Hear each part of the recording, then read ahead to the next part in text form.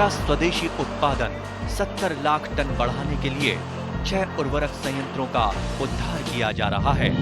FCIL के गोरखपुर, सिंदरी, तलचर और रामागुंडम संयंत्र, HFCL की बरौनी इकाई और BVFCL की नामरू फोर्थ। सोने पर सुहागा ये है कि देश में अब बनेगा सिर्फ नीम लेपित यूरिया, क्योंकि इससे होगा किसानों का फायदा ही फायदा। अनाज का उत्पादन 10% तक बढ़ेगा। बढ़ेगी 10 से 15% नाइट्रोजन क्षमता।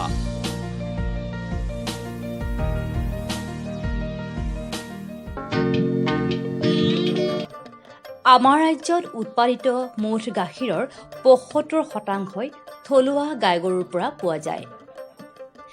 আমাৰ থলুৱা গাই গৰুৱে দৈনিক ৫০০ মিলিলিটাৰৰ পৰা ১.৫ লিটাৰ পৰ্যন্ত গাখীৰ দিয়ে।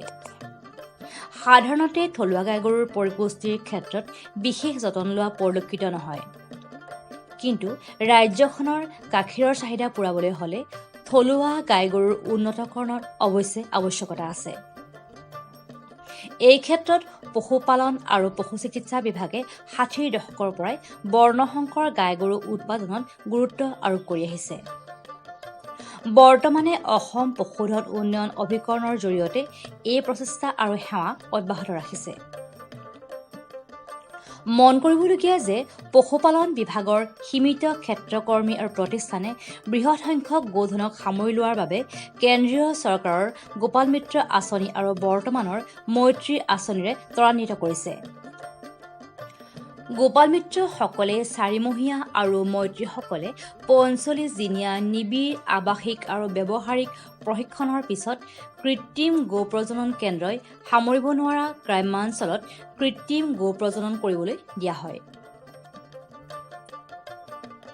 এই আৱাসিক প্ৰশিক্ষণত গোধনৰ শৰীৰতত্বৰ পৰা আৰম্ভ কৰি পৰিপুষ্টি ব্যৱস্থাপনা, পোৱালিৰ যতন, ঘাঁহ খেতি, কৃত্ৰিম প্ৰজননৰ কাৰিকৰী আৰু ব্যৱহাৰিক দিশ সামৰি লোৱা হয়। শেহতীয়াকৈ অসম পশুধন উন্নয়ন অভিকৰণে অভিজ্ঞ গোপাল মিত্ৰসকলক পৰিশীলিত প্ৰশিক্ষণৰ জৰিয়তে কৃত্ৰিম প্ৰজননৰ লগত জড়িত দিশৰ উপৰিও অন্যান্য বিষয়ৰ পাঠদান কৰাৰ ব্যৱস্থা লৈছে, যাতে নতুন নতুন কথাবোৰৰ বিষয়ে জানিব পাৰে। এনে আৱাসিক পৰিশীলন প্ৰশিক্ষণৰ প্ৰসংগত অসম পশুধন উন্নয়ন অভিকৰণৰ প্ৰশিক্ষণ প্ৰবন্ধক ডাক্তৰ মতিউৰ ৰহমানে কয় এনেদৰে। আমি সদ্যহতে মেট্ৰি মানে multipurpose artificial insemination technicians in rural India, যাক মৈত্ৰী বুলি কোৱা হয়, সেইটো আমি ট্ৰেইনিং অলৰেডি দি শেষ কৰিলোঁ। প্ৰায় ১০০০ টাৰ্গেট আমাৰ আছিলে ৰাষ্ট্ৰীয় গোকুল মিছন আঁচনিৰ অন্তৰ্গত। তাৰে আমি 992জনক মহিলাও আছে ইয়াৰ ভিতৰত আমি অলৰেডি ট্ৰেইন আপ কৰালোঁ আৰু তেওঁলোকে বৰ্তমান অসমৰ বিভিন্ন জিলাত তেওঁলোক কৰ্মৰত। স্বাৱলম্বিতাৰ ক্ষেত্ৰত তেওঁলোকক নিজকে নিয়োজিত কৰি এতিয়া বৰ্তমান যথেষ্টখিনি আগবাঢ়ি গৈ আছে। এই গোটেই RGMৰ অধীনত মৈত্ৰী যিটো আমি ট্ৰেইনিং দিওঁ তাৰ মূল উদ্দেশ্যটো হৈছে যিবিলাক অঞ্চলত এতিয়াও কৃত্ৰিম প্ৰজননৰ ব্যৱস্থাবোৰ হোৱাগৈ নাই, সেই অঞ্চলবোৰত এই মৈত্ৰীবিলাকৰ জৰিয়তে আমি তাত কৃত্ৰিম প্ৰজননৰ ব্যৱস্থাবিলাক আমি আগুৱাই লৈ গৈছোঁ। দুৱাৰদলিত কৃষকৰ দুৱাৰদলিত তেওঁলোকে গৈ কৃত্ৰিম প্ৰজনন কৰে। ৰাষ্ট্ৰীয় গোকুল মিছন আঁচনিৰ অধীনত তেওঁলোকৰ কিছুমান ইনচেণ্টিভ আছে। তেওঁলোকে ট্ৰেইনিঙত পূৰ্ণ সুযোগ পায়, ফ্ৰী অফ কষ্ট ট্ৰেইনিংটো হয়। তাৰ লগতে তেওঁলোকে সঁজুলি সকলোবোৰ পায়, কৃত্ৰিম প্ৰজননৰ লগত জড়িত সকলোবোৰ সঁজুলি আছাম লাইভষ্টক ডেভেলপমেণ্ট এজেঞ্চি RGMৰ জৰিয়তে তেওঁলোকক দিয়ে। তাৰ উপৰিও এখন মটৰচাইকেল কিনিবলৈ তেওঁলোকক এটা টকা দিয়ে, ৩০,০০০ মান টকা তেওঁলোকে পায়, যাতে তেওঁলোকে এখন মোবাইল কিনিব মানে মটৰচাইকেল কিনিব পাৰে ফিল্ডত এক্টিভিটিখিনি আগবঢ়াই নিবলৈ। ইয়াৰ উপৰিও আজিকালি এটা নতুন ছফ্টৱেৰ ওলাইছে যাক ইনাফ বুলি কোৱা হয়, information network on animal productivity and health, য'ত তেওঁলোকে গোটেই কৃত্ৰিম প্ৰজননৰ সকলোবোৰ তথ্য আপলোড কৰে আৰু সেই আপলোড কৰাৰ বিনিময়ত তেওঁলোকক RGMৰ অধীনত তেওঁলোকক এটা ইনচেণ্টিভ দিয়ে, গপ্তবিন দিয়ে। ইনাফৰ তেওঁলোকে AI ডাটাটো দিয়ে, কাৰ্বন ডাটাটো দিয়ে, PD ডাটাটো দিয়ে, প্ৰত্যেকটো ডাটাৰ এগেইনষ্টে এটা এটা তেওঁলোকক ধনৰাশি ভাৰতবৰ্ষ মানে ভাৰত চৰকাৰে দিয়ে। গতিকে সেইটোৰ পৰা তেওঁলোক মানে আজি উপকৃত হৈ আছে। ইয়াৰ উপৰিও আসাম লাইভষ্টক ডেভেলপমেণ্ট এজেঞ্চিৰ জৰিয়তে, ৰাষ্ট্ৰীয় কৃষি বিকাশ যোজনাৰ জৰিয়তে, ৱৰ্ল্ড বেংকৰ জৰিয়তে 2004 চনৰ পিছত 2006 চনত, 2008 চনত, 2009-10 চনত আমি গোপাল মিত্ৰ বুলি এটা প্ৰাইভেট এয়াৰ ৱৰ্কাৰ, যিটো বৰ্তমান মেট্ৰিলৈকে চেঞ্জ হ'ল, সেইটো আমি কৰা হৈছিলে এই স্কিমবিলাকৰ অধীনত। এই মেট্ৰিবিলাক বা এই গোপাল মিত্ৰবিলাক যিহেতু ফিল্ডত যথেষ্ট দিন তেওঁলোক কৰ্মৰত, চ' আমি তেওঁলোকক লৈ আনিছোঁ কিছুমান ৰিফ্ৰেছাৰ্ছ ট্ৰেইনিং দিবলৈ। নতুন নতুন তথ্য আহিছে, এই নতুন নতুন তথ্যবিলাক তেওঁলোকৰ মাজলৈ নি আৰু তেওঁলোকৰ যাতে আৰু নিজকে আৰু বেছি আপগ্ৰেড কৰিব পাৰে, আৰ্টিফিচিয়েল ইনছেমিনেশ্যনৰ ক্ষেত্ৰখনত তেওঁলোক আপগ্ৰেড হ'ব পাৰে, তেনেকুৱা ধৰণৰ এটা চিন্তা চৰ্চা কৰিয়ে আসাম লাইভষ্টক ডেভেলপমেণ্ট এজেঞ্চিয়ে আমি এই গোটেই প্ৰশিক্ষণটো আমি আৰম্ভ কৰিছোঁ। অলৰেডি আমাৰ 9টা বেটছ শেষ হ'বলৈ হৈছে। ইয়াৰ পিছত আৰু এনেদাৰ 7-8টামান বেটছ থাকিব। প্ৰত্যেকটো বেটছতে 20জনমানকৈ আপোনাৰ প্ৰশিক্ষাৰ্থী আছে। তেওঁলোকে ট্ৰেইনিঙৰ অন্তত তেওঁলোকৰ অঞ্চলবিলাকত গৈ পেলাই এই গোটেই আৰ্টিফিচিয়েল ইনছেমিনেশ্যনৰ ব্যৱস্থাটো শুদ্ধ ৰূপত নি পেলাই পাব্লিকক যথেষ্ট পৰিমাণে সহায় কৰিব বুলি আমাৰ বিশ্বাস আছে। আৰু সেই বিশ্বাসৰ ওপৰত আমি নিৰ্ভৰ কৰিয়েই আৰু এই গোটেই ৰিফ্ৰেছাৰ্ছ ট্ৰেইনিংটো আমি ইয়ালৈ পাতিছোঁ। সেইটো ভাবিছোঁ আমি অনাগত দিনবিলাকত আমাৰ কৃষক ৰাইজসকল উপকৃত হ'ব। কাৰণ আজিৰ সময়ত কৃষকসকলে ডবল ইনকাম যিটো কথা চিন্তা চৰ্চা কৰিছে ভাৰতবৰ্ষই, সেইটো যাতে আমি তেওঁলোকক আনি দিব পাৰোঁ, সেই ব্যৱস্থাটো আমাৰ এই আৰ্টিফিচিয়েল ইনছেমিনেটৰবিলাকৰ জৰিয়তে আমি কৰিব পাৰিম বুলি আমাৰ বিশ্বাস আছে। আৰু আসাম লাইভষ্টক ডেভেলপমেণ্ট এজেঞ্চিয়ে এই গোটেই কামখিনিৰ কাৰণে পূৰ্ণ সহযোগিতা আমাক পাইছোঁ, আমি কৰিবৰ কাৰণে চেষ্টা কৰি আছোঁ। আৰু ভৱিষ্যত জীৱনত আমি সময়ত আমি যথেষ্ট পৰিমাণে কৃতকাৰ্য হ'ম বুলি আমাৰ বিশ্বাস আছে। এই আৱাসিক প্ৰশিক্ষণত প্ৰজনন নীতি, কৃত্ৰিম প্ৰজননৰ বিভিন্ন দিশ, তৰল নাইট্ৰজেনৰ ব্যৱহাৰ, দানাৰ পৰিপুষ্টি, ছাগলীৰ প্ৰজনন, জৈৱ সুৰক্ষা আদি বিভিন্ন দিশ সামৰি লোৱা হয়। এই প্ৰসংগত অসম পশুধন উন্নয়ন অভিকৰণৰ প্ৰশিক্ষণ কোষৰ পশু চিকিৎসা বিষয়া ডাক্তৰ সৰ্বাণী বৰাই কয় এনেদৰে। এইটো এটা ৰিফ্ৰেছাৰ ট্ৰেইনিং যিখিনি আমি দিয়া আমাৰ গোপাল মিত্ৰসকল, যিসকলে বহু বছৰ আগতে প্ৰশিক্ষণ পাই গৈছে, তেওঁলোকক বিশেষকৈ নতুন যিখিনি বস্তু, নতুন যিখিনি কথা আহিছে, তথ্য আহিছে, সেইখিনিৰ কাৰণে আমি ইয়াতে 5 দিনীয়া এটা প্ৰশিক্ষণৰ আয়োজন কৰা হৈছে।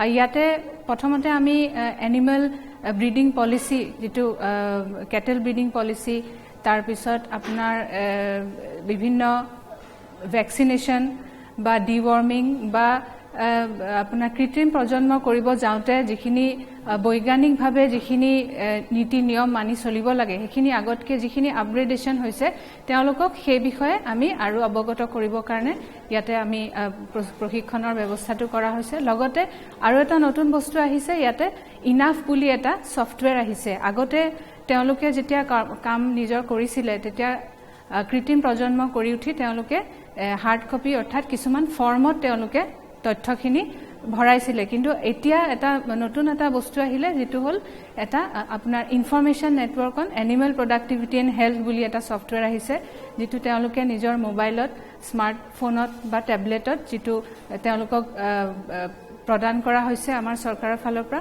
সেই বস্তুটোত তেওঁলোকে নিজৰ তথ্যখিনি, যিখিনি কৃত্ৰিম প্ৰজন্ম কৰে, প্ৰেগনেঞ্চি ডায়েগনচিছ কৰে বা এটা পোৱালি জন্ম হোৱাৰ যিখিনি তথ্য, সেই বস্তুখিনি তেওঁলোকে সেই ছফ্টৱেৰটোত ভৰাব পাৰে। গতিকে এইটো এটা তেওঁলোকৰ কাৰণে নতুন বস্তু আছিলে, যিটো ইয়াতে ভালদৰে তেওঁলোকে আৰু প্ৰশিক্ষণ পাইছে। ইয়াৰ লগতে ধৰক জৈৱ সুৰক্ষা, কি ধৰণে তেওঁলোকে নিজৰ ফাৰ্মখনক বিভিন্ন বেমাৰ আজাৰৰ পৰা বচাই ৰাখিব, কি ধৰণে কোনটো জাতৰ খেতি কৰিলে বেছি উপকৃত হ'ব, কি খাদ্য খোৱালে আমি তেওঁলোকে গাইসকলক, যিখিনি আমাৰ কৃষকসকলে পালন কৰি থকা গাই আছে য'ত কৃত্ৰিম প্ৰজন্ম কৰে, কিদৰে খাদ্যবোৰ উন্নত জাতৰ, উন্নত মানদণ্ডৰ খাদ্য খোৱালে তেওঁলোকৰ উৎপাদন ক্ষমতা বাঢ়িব।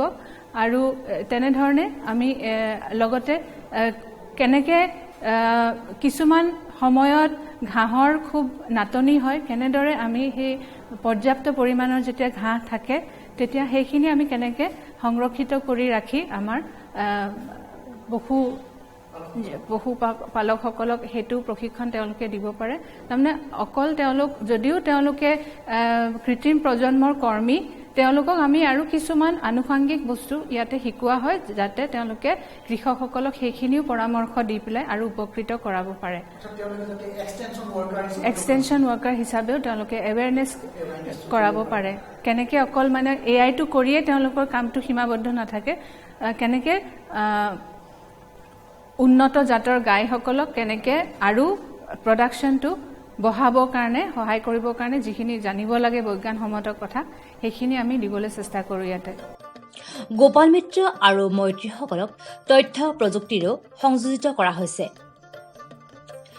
প্ৰতিটো কৃত্ৰিম প্ৰজনন ইনাফ এপৰ জৰিয়তে তথ্য সৰবৰাহ কৰিব লাগে যাৰ বাবে গোপাল মিত্ৰ মৈত্ৰীসকলক টেবলেট পৰ্যন্ত দিয়া হৈছে আৰু কিছু সংখ্যকে ব্যক্তিগত মোবাইলত ব্যৱহাৰ কৰে এই ইনাফ এপৰ ব্যৱহাৰ আৰু কাৰ্যকাৰিতাৰ প্ৰসংগত ভাৰতীয় দুগ্ধ উন্নয়ন পৰিষদৰ কাৰ্যবাহী প্ৰবন্ধক ডাক্তৰ পংকজ দেউৰীয়ে কয় এনেদৰে ইনাফ ছফ্টৱেৰ হৈছে ভাৰতবৰ্ষত এটা ছিংগল ডাটাবেছ য'ত পশুপালন আৰু পশু চিকিৎসাৰ বিষয়ে যিকোনো ডাটা চাইণ্টিফিকেলি তাত অন্তৰ্ভুক্ত কৰা হয় যাতে সকলো পশুপালক আৰু ফাৰ্মাৰসকলে যাতে ইয়াৰ বেনিফিট পায় আমাৰ যিমানবোৰ গোপাল মিত্ৰ আছে বা কৃত্ৰিম প্ৰজনন কৰ্মী আছে সকলোৱে এই ডাটাবেছটোত শুদ্ধভাৱে ডাটা ভৰায় যাতে অসমৰ লগতে গোটেই আমাৰ যিমান ফাৰ্মাৰ ছ'চাইটি আছে তেখেতলোকক যাতে আগবঢ়াই লৈ যাব পাৰে অধিক প্ৰডাক্টিভ গাখীৰৰ প্ৰডাকশ্যন আৰু প্ৰডাক্টিভিটি যাতে বঢ়াব পাৰে সেইবাবে ইয়াতে অন্তৰ্ভুক্ত কৰিলে আপোনালোকৰ নিজৰ ইনচেন্টিভবিলাকো ল'ব পাৰিব লগতে আপোনালোকৰ যোনবিলাক পাবলগীয়া আছে তাতে আপোনালোকে পাব আৰু ইয়াতে অসমৰ যোনটো প্লেটফৰ্ম সেইটো ৰাষ্ট্ৰীয় এটা প্লেটফৰ্মত আপোনালোকে ভালদৰে এটা ৰিপ্ৰেজেণ্ট কৰিব পাৰিব আৰু লগতে পশুপালকসকল আৰু গোপাল মিত্ৰসকলেও ইয়াতে আপোনালোকে ষ্টেপ বাই ষ্টেপ ডাটাবেছটো ভৰাই আপোনালোকে নিজেও কি কাম কৰিলে বছৰ ধৰি আপোনালোকে কাম কৰি আহিছে কিন্তু আজিলৈকে আপোনালোকে গম পোৱা নাই যে আপোনালোকৰ কণ্ট্ৰিবিউশ্যনটো কেনেধৰণে এফেক্ট কৰিছে কিন্তু এই ছফ্টৱেৰৰ সহায়ত আপোনালোকৰ নিজৰ এৰিয়াত কি কাম কৰিছে সেইটো গম পাব লগতে পশুপালকসকলকো আপোনালোকে সহায় কৰিব পাৰিব যে আপোনালোকক কেনেকুৱা ধৰণৰ ছাৰ্ভিচেছ আমি দিব পাৰিছোঁ আৰু ইয়াত অন্তৰ্ভুক্ত কৰা সকলো ডেটাৰ বিনিময়ত আপোনালোকক ভাৰত চৰকাৰৰ ৰাষ্ট্ৰীয় গোকুল মিছন যোনটো স্কিম তাৰ অন্তৰ্ভুক্তত আপোনালোকে এটা ইনচেন্টিভ পাব প্ৰত্যেকটো এআই কৰাৰ কাৰণে প্ৰত্যেকটো কাফ আপোনালোকে টেগ কৰাৰ কাৰণে আপোনালোকে এটা ইনচেন্টিভ পাব এই ইনচেন্টিভৰ সহায়ত আপোনালোকে নিজেও স্বাৱলম্বন হ'ব পাৰিব আৰু লগতে আপোনালোকে এটা কোৱালিটি এআই ছাৰ্ভিচ আপোনালোকে ফাৰ্মাৰবিলাকক ডেলিভাৰ কৰিব পাৰিব আৰু ইয়াৰ জৰিয়তে যোনটো প্ৰধানমন্ত্ৰীৰ যোনটো সপোন যে এটা ডিজিটেল ইণ্ডিয়া হ'ব লাগে সেই দিশতো আপোনালোকে আগবঢ়াই লৈ যাব পাৰিব এতিয়ালৈকে ভাৰতবৰ্ষক এৰাউণ্ড 19 কোটি ডেটা আপোনালোকে চাব পাৰে যে এৰাউণ্ড 19 কোটি ডেটা অলৰেডি আহি গৈছে এই চিষ্টেমত আৰু অসমত আপোনালোকৰ সহায়ত আমি অলমষ্ট 27 লাখ এনিমেল আমি ইয়াতে ৰেজিষ্টাৰ কৰিবলৈ সক্ষম হৈছোঁ লগতে আমি 4 লাখ এআই মানে আৰ্টিফিচিয়েল ইনছেমিনেশ্যন আমি ইয়াতে অন্তৰ্ভুক্ত কৰিবলৈ সক্ষম হৈছোঁ আৰু ইয়াৰ সকলোবোৰ ইনচেন্টিভ আৰু আপোনালোকৰ দৰে ফিল্ডত কাম কৰা কৃত্ৰিম প্ৰজনন কৰ্মীসকল আমি এইবিলাক ইনচেন্টিভ ডেলিভাৰ কৰিবলৈ সক্ষম হৈছোঁ আৰু আপোনালোকে ইয়াতে ষ্টেপ বাই ষ্টেপ ডেটাবেছ আপোনালোকে ভৰাব পাৰিব ইয়াৰ কাৰণে আপোনালোকৰ সহায়ৰ বাবে অনলাইন অফলাইন দুটা এপ্লিকেশ্যন আপোনালোকক দিয়া হৈছে এই অনলাইন আৰু অফলাইন দুটা মোডতে আপোনালোকে ইয়াত ডেটা ভৰাব পাৰে আপোনালোকৰ নিজৰ এণ্ড্ৰইড মোবাইলত আপোনালোকে এই ডাটাবোৰ ভৰাব পাৰে লগতে চৰকাৰৰ ফালৰ পৰা দিয়া যোনটো টেবলেট তাতো আপোনালোকে এটা এণ্ড্ৰইড এপ্লিকেশ্যনৰ থ্ৰুদি ইয়াত আপোনালোকে ডেটাবিলাক ভৰাই যাব পাৰে আৰু ডেটাবিলাক আপোনালোকে যেতিয়া ভৰাব এইটো এটা নেশ্যনেল ডাটাবেছত এইটো প্লেটফৰ্মত আহি যাব ইয়াতে ডেশ্ববৰ্ড বুলি এটা বস্তু থাকে যিটো প্ৰাইম মিনিষ্টাৰ্ছ অফিচৰ পৰাও তেখেতলোকে মনিটৰ কৰি থাকে আৰু এই ডাটাবেছৰ সহায়ত আপোনালোকে অসমৰ পশুপালন ছেক্টৰটো এটা ৰাষ্ট্ৰীয় প্লেটফৰ্মত এটা ভাল পিকচাৰ দিবৰ কাৰণে আপোনালোকে লৈ যাব পাৰিব লগতে আপোনালোকে নিজৰ ইনচেন্টিভবিলাকো ল'ব পাৰিব পৰিশীলন প্ৰশিক্ষণে গোপাল মিত্ৰসকলক নতুন কথা জনাৰ সুযোগ দিয়াৰ উপৰিও কেইবাবছৰ আগতে শিকা বিভিন্ন বিষয়ৰ পুনৰ শিক্ষণে যথেষ্ট সহায় কৰে। পৰিশীলন প্ৰশিক্ষণৰ পৰা পোৱা লাভালাভৰ প্ৰসংগত দুজনমান গোপাল মিত্ৰই আমাৰ কথোপকথনত কয় এনেদৰে। ডক্টৰ চৌধুৰী, এবাৰ আপোনাক সুধিব বিচাৰিছোঁ যে আপুনি কেতিয়া এই গোপাল মিত্ৰৰ প্ৰশিক্ষণ লৈছিল আৰু কেনেধৰণে আপুনি এই গোপাল মিত্ৰৰ আঁচনিৰ সৈতে জড়িত হ'ল? মই একচুৱেলি 2009ত মই ট্ৰেইনিং কৰিলোঁ ৰাণীত। ট্ৰেইনিংটো আমাৰ VS-এ আমাক পঠাইছিল। তাৰপিছত ট্ৰেইনিং কৰি আহি আমাৰ শিকিবলগীয়া শিকিছোঁ আমি, আৰু বাকীখিনি আমি আমাৰ VS-ৰ লগত বহুত তেখেতে আমাক নলেজ দিছে, তেখেতে বহুত আমাক হেল্প কৰিছে। আমাৰ মানে শিক্ষাগুৰু হিচাপে বহুতখিনি আমি এতিয়াও শিকি আছোঁ তেখেতৰ ওচৰৰ পৰা। তাৰপিছত আপোনাৰ AI বিষয়ে আমি গাঁৱে গাঁৱে তেতিয়া আমি নতুন, তেতিয়া মানুহক AI ৰিলেটেড বস্তুবিলাক অলপ মানুহক ক'ব লাগে। এনেকুৱা আপোনাৰ কিছু বছৰ আমাৰ লাগিছে বস্তুটো আপোনাৰ সকলো বস্তু AI সম্বন্ধে এৱাৰনেছ কৰাৰ কাৰণে। লাহে লাহে আমি এনেকৈ AI কৰোঁ, গাঁৱে গাঁৱে কৰোঁ। তাৰ উপৰিও আপোনাৰ বিশেষ কৰি আমাৰ একচুৱেলি আমাৰ VS যিবিলাক থাকে আমাৰ ডক্টৰবিলাক আৰু কি, তেখেতৰ মানে বহুত অৱদান আছে আমাৰ লাইফত। আৰু আপুনি আৰম্ভণিতে কিমান AI কৰিছিল? আৰম্ভণিতে মোৰ আপোনাৰ 20টা, আপোনাৰ কেতিয়াবা আপোনাৰ কোনো মাহত 15টা, কেতিয়াবা 10টা, এনেকৈ লাহে লাহে আমাৰ AI আহি আছিল। আৰু বৰ্তমান মাহত কিমান হয় আপোনাৰ? বৰ্তমান মাহত মোৰ আপোনাৰ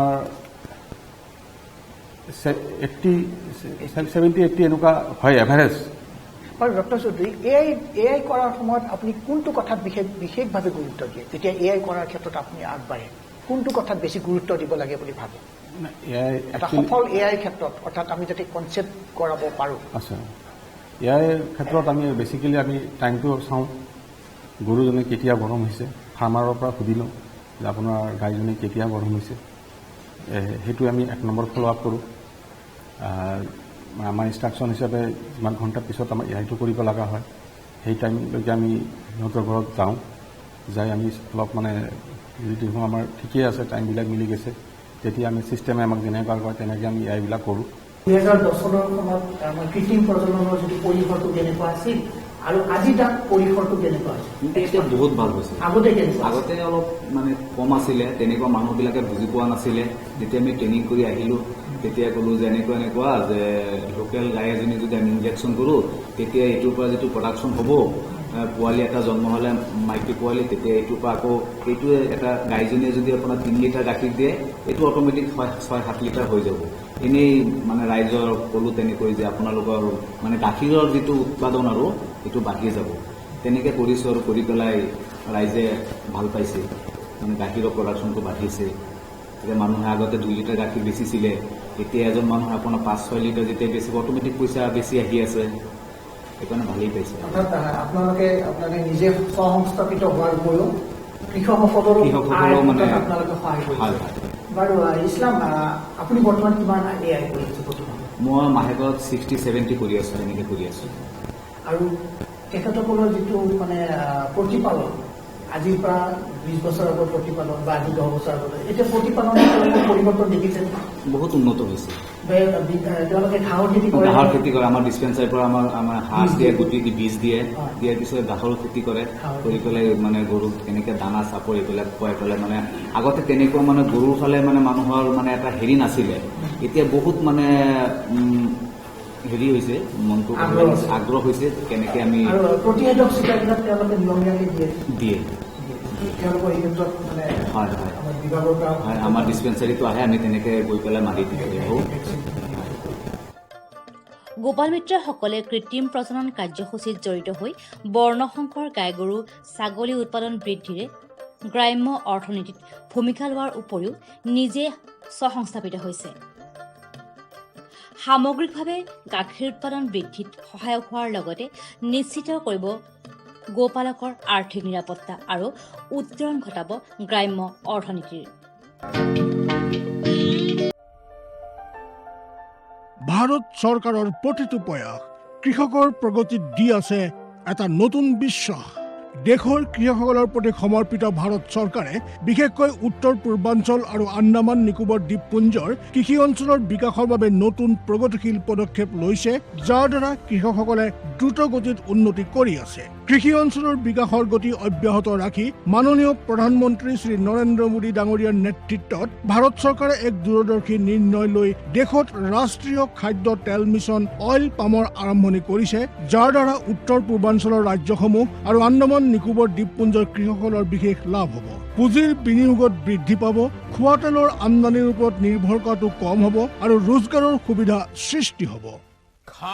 খোৱা তেলত আত্মনিৰ্ভৰশীলতাৰ বাবে এতিয়া ৰাষ্ট্ৰীয় খাদ্য তেল মিছন অইল পামৰ সংকল্প লোৱা হৈছে। নৰ্থ ইষ্ট আৰু আন্দামান নিকোবৰ দ্বীপপুঞ্জ এনেকুৱা অঞ্চল য'ত সহজে পামৰ খেতি কৰিব পৰা যায়। পাম অইলৰ উৎপাদন হ'ব পাৰে। এই মিছনৰ অধীনত অইল পামৰ অঞ্চল আৰু উৎপাদন বঢ়োৱাত জোৰ দিয়াৰ বাবে চৰকাৰে 11,000 কোটি টকাৰো অধিক সাহায্য ৰাখি নিৰ্ধাৰিত কৰিছে। মিছনৰ অধীনত চৰকাৰে অইল পামৰ খেতিৰ বাবে ৰোপণ আদিৰ সহায়ত বৃদ্ধি ঘটাই পূৰ্বতে পাবলগীয়া প্ৰতি হেক্টৰত 12,000 টকাৰ পৰা বঢ়াই প্ৰতি হেক্টৰত 29,000 টকা কৰি দিছে। পুলি ৰোপণ সামগ্ৰীৰ অভাৱ দূৰ কৰাৰ বাবে বীজৰ উৎপাদন কৰাৰ বাবে বাগিচাকো সাহায্য প্ৰদান কৰা হ'ব, যাৰ অধীনত প্ৰতি হেক্টৰ ক্ষেত্ৰফলৰ অইল পামৰ উদ্যানৰ বাবে 1 কোটি আৰু নাৰ্চাৰী বিকাশৰ বাবে 50 লাখ টকাৰ ব্যৱস্থা আছে। 30 বছৰীয়া পুৰণা বাগিচাৰ পুনৰুদ্ধাৰৰ বাবে প্ৰতি পুলিত 250 টকাৰ এককালীন অনুদান দিয়া হ'ব। উত্তৰ পূৰ্বাঞ্চল আৰু আন্দামানৰ বিশেষ সাহায্যৰ অধীনত তাৰ অঞ্চলৰ গাঁথনি, জলবায়ু আৰু অন্য পৰিস্থিতি অনুসৰি বিভিন্ন দিশত যেনে হাফ মুন টেৰেছত প্ৰতি হেক্টৰত 4,000 টকা, জেওৰা, বায়'ফেন্সিং তথা লেণ্ড ক্লিয়াৰেন্সৰ বাবে প্ৰতি হেক্টৰত 7,000 টকা আৰু একত্ৰিত খেতিৰ বাবে প্ৰতি হেক্টৰত 10,000 টকাৰ ব্যৱস্থা আছে। প্ৰাৰম্ভিক 4 বছৰৰ সময়ত ৰক্ষণাবেক্ষণ আৰু অন্তৰ্ফচলৰ বাবে প্ৰতি হেক্টৰত 50,000 টকাৰ ব্যৱস্থা আছে। কৃষকৰ বাবে ৰোজগাৰৰ সুবিধা সৃষ্টি কৰা আৰু উদ্যোগসমূহক উদগনি জনোৱাৰ বাবে 5 মেট্ৰিক টন প্ৰতি ঘণ্টা ক্ষমতাযুক্ত নতুন পাম অইল মিছনৰ প্ৰতি গোটৰ বাবে 5 কোটি টকালৈকে অনুদানৰ ব্যৱস্থা আছে আৰু ক্ষমতাত বৃদ্ধি পালে অতিৰিক্ত ধনৰাশিৰো বিকল্প আছে। আমাৰ দৰে কৃষকৰ অইল পাম মিছনৰ পৰা বহুত আশা আছে। আমাৰ লাগিছে এই যোজনা আমাৰ বাবে লাভজনক হ'ব আৰু ইয়াৰ দ্বাৰা আমাৰ উপাৰ্জনো বাঢ়িব। অইল পামৰ কৃষকসকলে সতেজ ফলৰ থোক অৰ্থাৎ FFBৰ উৎপাদন কৰে, যাৰ বৰ্তমান মূল্য আন্তঃৰাষ্ট্ৰীয় মূল্যত হোৱা উঠানামাৰ আধাৰত নিৰ্ণয় লোৱা হয়। প্ৰথমবাৰ কেন্দ্ৰীয় চৰকাৰে সতেজ ফলৰ থোকৰ মূল্যৰ বাবে কৃষকসকলক আশ্বাস দিছে। ইয়াক প্ৰকৃত মূল্য বা BP বুলি ক'ব পাৰি, অৰ্থাৎ কৃষকসকলৰ কোনো লোকচান হ'বলৈ দিয়া নহ'ব। এই ব্যৱস্থাৰ দ্বাৰা কৃষকসকলৰ বজাৰৰ মূল্য উঠানামাৰ পৰা সংৰক্ষণ প্ৰাপ্ত হ'ব। প্ৰকৃত মূল্য BP নিৰ্ধাৰণ কৰাৰ আৰম্ভণি 1 নৱেম্বৰৰ পৰা হ'ব আৰু অহা বৰ্ষৰ 31 অক্টোবৰলৈকে অব্যাহত থাকিব। ইয়াক অইল পাম বৰ্ষ বুলি কোৱা হ'ব। ইয়াৰ দ্বাৰা উত্তৰ পূৰ্বাঞ্চলৰ ৰাজ্যসমূহ আৰু আন্দামান নিকোবৰ দ্বীপপুঞ্জত খেতি বৰ ভাল হ'ব আৰু কৃষকসকলে আনন্দৰ হাঁহি মৰাৰ এটা নতুন কাৰণ পাব। किसान भाइयों गांठ बांध लो बहुत बहुत है काम की समृद्धि के पैगाम की। मिट्टी के मिजाज को समझो, मिट्टी के हर राज को समझो, मिट्टी की तुम जांच कराओ, मुफ्त सॉइल हेल्थ कार्ड ले जाओ। कभी मुनासिब बीज लगाओ, सही किस्म की खाद ले आओ, जितनी जरूरी उतनी डालो, सही मात्रा खुद पहचानो, इसको अपना मंत्र बना लो, मिट्टी की सेहत तो जानो। बात बहुत है काम की, कम लागत अधिक वरदान की। किसान भाइयों गांठ बांध लो। आज ही मिट्टी की जांच कराएं, राज्य सरकार के कृषि अधिकारी से संपर्क करें और मुफ्त में सॉइल हेल्थ कार्ड पाएं। कृषि और किसान कल्याण मंत्रालय द्वारा किसान हित में কৃষকসকলৰ বিভিন্ন সমস্যাৰ সমাধানৰ লগতে শেহতীয়া প্ৰযুক্তি আৰু প্ৰয়োজনীয় আনুষংগিক দিশৰ বিষয়ে জানিবৰ বাবে চাবলৈ নাপাহৰিব কৃষি দৰ্শন। প্ৰচাৰিত হয় প্ৰতি সোমবাৰৰ পৰা শুকুৰবাৰলৈ সন্ধিয়া 5:30 বজাৰ পৰা 6 বজালৈ।